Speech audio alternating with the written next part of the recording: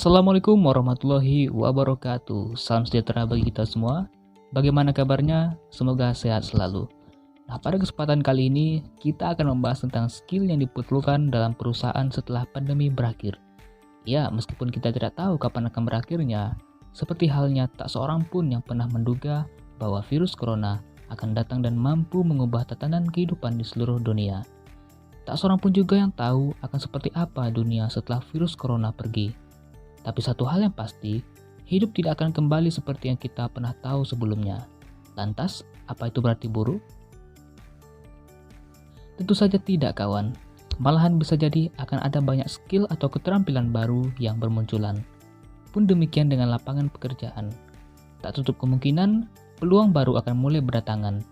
Nah, pertanyaannya sekarang, sudahkah kita memastikan bahwa kitalah kandidat yang tepat untuk semua itu?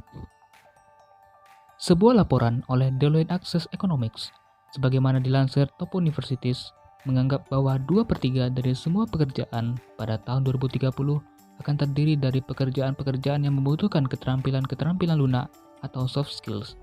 Jadi, mengembangkan dan meningkatkan soft skills ini adalah kuncinya. Apa sajakah itu? Yang pertama adalah kepemimpinan. Salah jika kita berpikir bahwa hanya atasan saja yang membutuhkan keterampilan dalam memimpin. Karena nyatanya, keterampilan ini tidak hanya tentang mengawasi atau mengatur orang lain. Ini juga tentang bagaimana kita mampu mengkomunikasikan strategi dan visi kita sambil mengajak orang lain dan menerima masukan dari rekan kerja dan atasan. Seorang profesional dengan keterampilan yang kuat dalam kepemimpinan, termasuk cara menghasilkan yang terbaik dan menginspirasi tim, serta mendorong kerjasama, akan diminati oleh perusahaan. So, siap-siap. Yang kedua adalah fleksibel dan mudah beradaptasi. Skill lainnya yang mungkin akan kita butuhkan usai pandemi nantinya adalah kemampuan untuk beradaptasi dan menerima keadaan. Ya, sudah lebih dari setahun ini, sebagian dari kita mungkin telah belajar banyak mengenai kedua hal tersebut, di mana kita mencoba membiasakan diri dengan berbagai perubahan, dari yang sebelumnya bekerja di kantor, lalu bekerja di rumah, dari yang sebelumnya terbiasa berkumpul dengan teman-teman, lalu mulai menjaga jarak, dan sebagainya. Dan kesemua itu, bagaimana kita berusaha menyesuaikan diri dengan keadaan, sejatinya merupakan keterampilan penting yang akan diperhatikan setiap para pemberi kerja. Kemungkinan cara kerja baru ini akan bertahan bahkan setelah pandemi berlalu. Yang ketiga adalah berpikir kritis.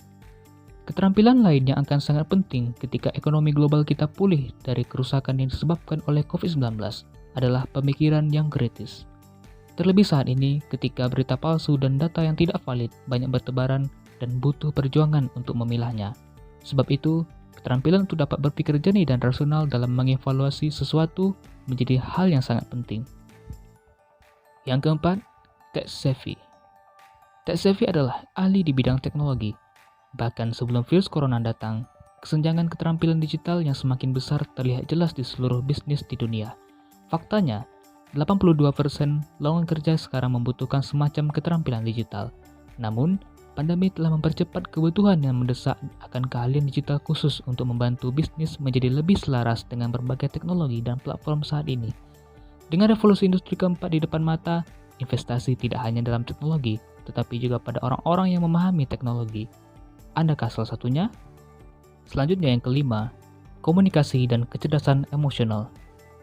Memiliki kecerdasan emosi yang baik berarti menyadari dan menunjukkan empati terhadap emosi dan perilaku orang lain yang sangat penting, terutama ketika orang merasa tidak nyaman. Nah, disinilah keterampilan komunikasi yang baik sangat penting, karena banyak dari kita terus bekerja dari rumah. Kejelasan dalam email dan pertemuan virtual adalah suatu keharusan untuk memperkuat kepercayaan dan mempertahankan tingkat produktivitas yang tinggi. Orang-orang dengan EQ yang kuat akan didambakan oleh organisasi dari semua ukuran dan di semua industri. Dan yang keenam, kreatif dan inovatif. Siapa bilang kreativitas hanya milik mereka yang berkiprah di industri kreatif? Nyatanya, ini juga penting di setiap industri dan sektor. Di tahun-tahun mendatang, landscape bisnis akan perlu berkembang dan beradaptasi dengan cepat. Sebab itu, siapapun yang ingin bekerja dalam bisnis harus dapat memanfaatkan pola pikir kreatif mereka untuk mengarahkan bisnis melalui tantangan-tantangan dan peluang yang dimiliki. Dalam dunia pasca virus corona, para pemberi kerja membutuhkan orang-orang yang tak hanya mampu untuk menciptakan, tetapi juga memimpikan produk dan menemukan cara kerja yang baru. Oke, sekian dulu video kali ini. Terima kasih sudah menonton. Semoga bermanfaat. Sampai jumpa di video lainnya. Assalamualaikum warahmatullahi wabarakatuh.